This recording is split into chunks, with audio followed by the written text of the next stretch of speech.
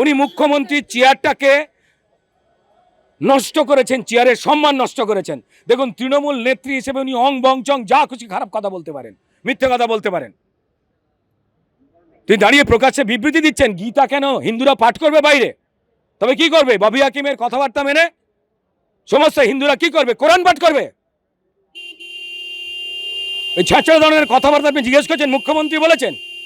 উনি কোনোদিন মানুষের হয়ে কথা বলেছেন? সভ্যদের হয়ে কথাবার্তা বলেছেন? যাদের অধিকার চুরি হয়েছে তাদের হয়ে কথা বলেছেন? উনি সারাক্ষণ চোর ছ্যাঁচড়কে কি করে উন্নীত করা যাবে তাদের হয়ে কথা বলেন।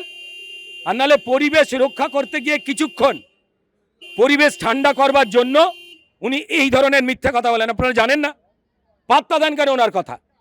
উনি নিজেই নিজের চেয়ারের গরিমা নষ্ট করেছেন। উনি মিথ্যা মন্ত্রী। মুর্শিদাবাদ মহেশতলায় মতাবাড়িতে যখন হিন্দুদের মারা হয়, খুন হয়, উনি পুলিশ মন্ত্রী হয়ে গিয়ে চুপ করে থাকেন।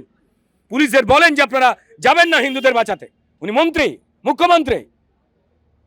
চাল ডাল চাকরি চোর একটা পুলিশের উনি যে ধরিয়েছেন,